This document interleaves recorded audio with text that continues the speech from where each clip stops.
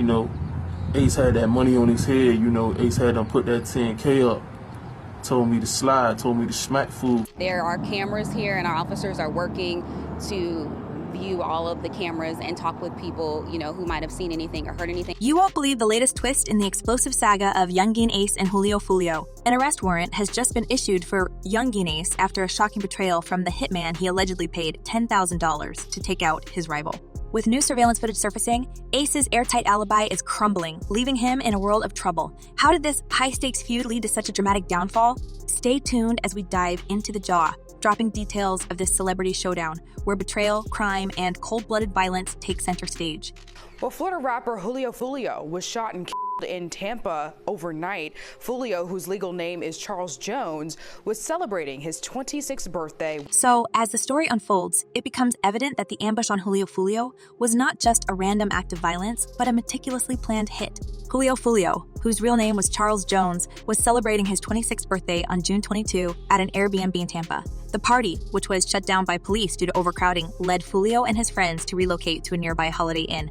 It was in the early hours of June 23, around 4:40 a.m., that Foolio was gunned down in the hotel parking lot. The shooting not only claimed Foolio's life, but also left 3 others injured, marking the 4th time Foolio had been targeted in a shooting in as many years. No suspects have been named in this, and Tampa police are asking for more information from anyone that has it about this shooting.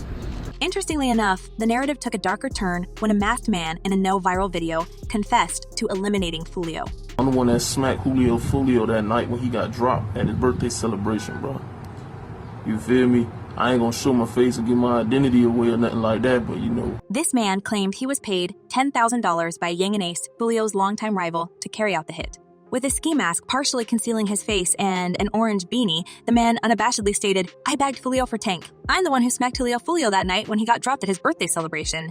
He further elaborated that he often hangs out with Ace and his crew, ATK, in Jacksonville, confirming that the hit was financially motivated rather than gang-related. I did that, you feel me? There was money on his head, you feel me? I rock with Ace and them boys, you feel me? ATK, you feel me? I be in Jacksonville heavy, you feel me? If you know, you know.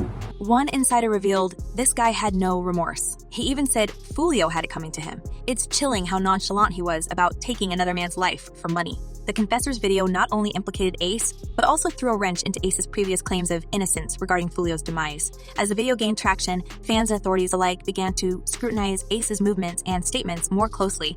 What no one expected was the rapid response from the authorities. Tampa police, who were already under pressure to solve the high-profile homicide, intensified their investigation.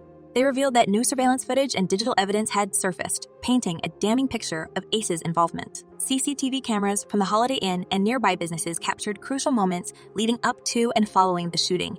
Moreover, instant messaging records between Ace and the alleged hitman provided further proof of the transaction and premeditation. At this point, it's part of the investigation, but it seems that they might have been coming here to the hotel to get a room. This leads us to the question, how will Yungeen Ace respond to the mounting evidence against him? With an arrest warrant now issued, Ace finds himself in a precarious position. The once confident rapper, known for his bravado and taunting lyrics, must now face the very real possibility of legal repercussions. Could it be that Ace's downfall was orchestrated by those closest to him? The betrayal by the hitman, who went public with the confession, hints at a deeper conspiracy. Some speculate that internal conflicts within Ace's circle might have led to the hitman's decision to blackmail and expose Ace. The hitman's video was not just a confession, but a threat, a power move to demand more money from Ace, leveraging the crime as collateral. So what had to be done, you feel what I'm saying? So I just handled it, you feel me? It was what it is, bro. As the police piece together the timeline of events, more rumors and theories emerge. One rumor suggests that the police are also looking into Ace's financial transactions around the time of Foolio's demise. Substantial withdrawals and deposits in Ace's accounts might provide the missing links to solidify the case against him. In a shocking twist, Ace's own music and social media activities have become incriminating evidence. His hit song Who I Smoke, which boasts about past violent encounters, is now being scrutinized for any hidden confessions or clues. The song, a viral sensation, not only boosted Ace's career, but also highlighted the violent rivalry between him and Foolio. Lyrics that once seemed like mere bravado now read like a criminal's boast, adding another layer of complexity to the case. I ain't really give a about it, cause that's just what to do. Drop diss songs and shit. Yeah. Yeah. What no one expected was the eerie activity on Foolio's Instagram account after his demise. On July 3, a cryptic video was posted with messages declaring, "You can never destroy a demigod, and the world will be shocked very soon." Fans were left bewildered, and some even speculated that Foolio's account was hacked by someone seeking to continue the feud from beyond the grave. This bizarre incident only fueled the fire, keeping the public and media glued to the unfolding drama. Meanwhile, Yungeen Ace's response has been a mix of defiance and silence. While he initially engaged with the taunts and disses, his social media activity has become sporadic and cautious. In a recent interview, Ace attempted to distance himself from the allegations, stating, "They're just doing that for clout. In my city, every rapper raps about that accident because it's a form of clout."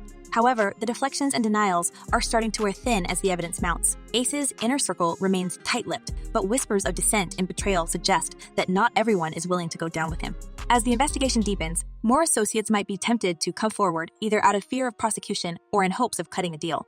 The next few weeks are crucial. With the police closing in and the public watching every move, Ace's fate hangs in the balance. Will he manage to maintain his innocence and beat the charges, or will the weight of evidence and betrayal prove too much to overcome?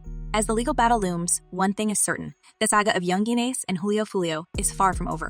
So when I drop my I guess people felt like I was wrong, but I'm like, how I'm wrong, bro? I'm just defending myself and my brothers and my dead brothers and my team, you know what I'm saying? In this world of fame and infamy, where music and violence intertwine, the lines between reality and performance blur, the tragic end of Julio Foolio serves as a stark reminder of the deadly consequences of street feuds that spill over into real life. For Yungeen Ace, the coming days will test not only his legal acumen, but also his resilience as he navigates the treacherous waters of criminal allegations and public scrutiny. The tension doesn't end there. As authorities delve deeper into the violent world of gang feuds, they're uncovering a much broader and more alarming picture. The bitter rivalry between Yungeen Ace's ATK and Julio Foolio's KTA has roots that run deep, with a trail of bloodshed and vengeance that stretches back years. This ongoing conflict has not only rocked Jacksonville, but also reverberated through the lives of countless families and communities caught in the crossfire. Concerned that this could lead to even more violence, more shootings in Jacksonville. That's because that is where this rapper was from, and he did have a long-standing... One can't help but wonder, is this just the beginning of a much larger crackdown on gang violence? Sheriff T.K. Waters' recent statements suggest that the police believe Foolio's demise is just the tip of the iceberg. According to Waters, these groups, I won't name them, they know who they are. We're not going to tolerate any retribution, any revenge. This indicates that the police are prepared for further unrest, and their determination to prevent more violence is evident. Interestingly enough, the cycle of retaliation has a long history. Julio Foolio had already been the target of multiple shootings, surviving 3 attempts on his life before his final encounter at the Holiday Inn. The feud escalated with the demise of Foolio's cousin, Zion Brown, back in 2017, which many believe was a catalyst for the subsequent wave of violence. This deadly tit for tat has seen both rappers and their affiliates constantly under threat, creating an atmosphere of perpetual danger. In a shocking twist, the violence hasn't been confined to Florida. Last year, Foolio and his crew were filmed disrespecting the grave of Yungeen Ace's friend, Royal Devon Smith Jr., in what appeared to be a deliberate provocation. This led to a series of retaliatory acts that have only intensified the animosity between the two factions. The rivalry, once limited to diss tracks and social media taunts, has spilled over into real-world violence with devastating consequences. But a Jacksonville crime analyst believes that the shooter at large could be from a rival group in Jacksonville. The latest development in the saga comes as authorities widen their investigation, exploring the financial aspects of these crimes. Could it be that the funds moving through Ace's accounts will unravel a network of payoffs and hits?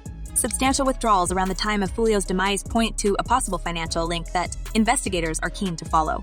This aspect of the investigation could reveal not just who ordered the hits, but how these operations were financed, potentially exposing more figures involved in the feud. At the end of the day, I feel like the losses outweigh the wins for everyone involved, because you can never bring... Because you can't never beat the streets. Meanwhile, the use of social media has played a significant role in escalating tensions. Both Ace and Foolio have leveraged their platforms to boast about their exploits and mock their rivals, fueling the fire that now threatens to engulf them both. Ace's song, Who I Smoke, which openly taunts deceased members of KTA, is now under scrutiny. Authorities are looking at whether these lyrics could be considered confessions or evidence of intent, adding another layer to the case against him. What is this? Something about Jacksonville, Florida, my own hometown. They just hate me, bro. I don't know why. I can't tell you why. I don't know why. This leads us to the question, how many more lives will be lost before this deadly game ends? With law enforcement agencies like the FBI and ATF now involved, the hope is that a thorough investigation will dismantle these violent networks. But the cultural glorification of this lifestyle remains a significant challenge, as highlighted by Sheriff Waters, who lamented young people think this is a game. As the police piece together the connections and motivations behind these acts, the narrative becomes clearer. The problem is much broader than just one homicide. The gang feuds in Jacksonville have spiraled out of control, leaving a trail of bodies in their wake. Authorities are not only racing against time to prevent further bloodshed, but also grappling with the deeply ingrained issues that perpetuate this cycle of violence. As this jaw-dropping saga unfolds, it leaves us with burning questions. Do you believe Yungeen Ace can escape the mounting evidence against him? Or is his fate sealed by his own actions and betrayals within his circle? And with the law enforcement crackdown on gang violence intensifying, will this case mark the beginning of the end for such deadly feuds, or merely a new chapter? Share your thoughts in the comments below. Until next time, stay safe and stay informed.